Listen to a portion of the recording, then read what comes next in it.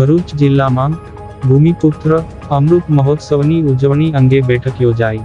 સર્વોદય વિચાર સાથે સંકળાયેલા અગ્રણીઓ અને ભૂમિપુત્ર પાક્ષિકના વાચકોના સાથ સહકારથી સપ્ટેમ્બર 2027 પ્રકાશનના 75 વર્ષ પૂર્ણ થવા પર ભૂમિપુત્ર અમૃત મહોત્સવ સમગ્ર ગુજરાતમાં ઉજવવાનું આયોજન કરવામાં આવ્યું છે। આ અભિયાન અંતર્ગત સમાજમાં ગાંધી વિનોબા વિચારોનો પ્રચાર અને પ્રસાર થાય તે હેતુથી ભરૂચ જિલ્લાના સ્નેહીઓની એક વિશેષ બેઠક સેવાશ્રમ રોડ સ્થિત મોહન મીઠાઈવાળા સાર્વજનિક હોલ ખાતે યોજાઈ હતી। ભરૂચ ખાતે યોજાયેલી આ બેઠકમાં ગાંધી વિનોબા અને સર્વોદયના વિચારોમાં શ્રદ્ધા ધરાવતા અગ્રણી મિત્રો મોટી સંખ્યામાં ઉપસ્થિત રહ્યા હતા। આગામી સમયમાં ભરૂચ જિલ્લામાં યોજાનાર વિવિધ રચનાત્મક કાર્યક્રમોની રૂપરેખા તૈયાર કરવા તેમજ આ આયોજનને સફળ બનાવવા માટે ભરૂચ જિલ્લા સમિતિની રચના કરવા અંગે વિસ્તૃત ચર્ચા વિચારણા કરવામાં આવી હતી।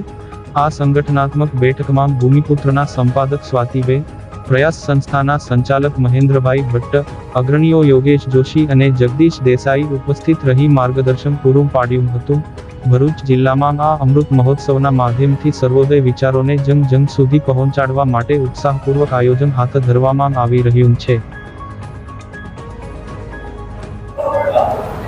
તો ભૂમિપુત્ર એ પાક્ષિક છે અને 1953 થી શરૂ થયેલું। વિનોબાજીએ જે ભૂદાન માટે આખા દેશમાં પદયાત્રા કરી તેના સમાચાર આપવા માટે આ મેગેઝિન શરૂ થયેલું અને હવે 73 વર્ષ પૂરા થયા। 2028માં 75 વર્ષ પૂરા થશે। તો 75 વર્ષ પૂરા થાય એ નિમિત્તે અમે ઉજવણી નિમિત્તે એનો વધારે પ્રચાર પ્રસાર થાય, કારણ કે આ ભૂમિપુત્રમાં સ્વવિકાસથી માંડીને પર્યાવરણથી માંડીને આ દેશની જે પરિસ્થિતિ છે એનાથી માંડીને બધા વિષયોની વાત આવી જાય છે।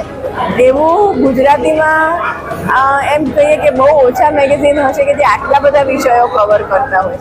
તો આવું એક ભૂમિપુત્ર છે જેના અત્યાર સુધીમાં 2000 જેવા અંકો થઈ ગયા છે અને હજી વધારે ચાલતું રહે અને હજી વધારે ગુજરાતની પ્રજાને એનો લાભ મળે એને માટે આ 75 વર્ષની ઉજવણી અમે કરી રહ્યા છીએ કે ગુજરાતીના ઘેર ઘેર આ મેગેઝિન પહોંચે અને સદવિચાર પહોંચે, લોકોના જીવન વધારે સારા થાય એવો પ્રયત્ન છે।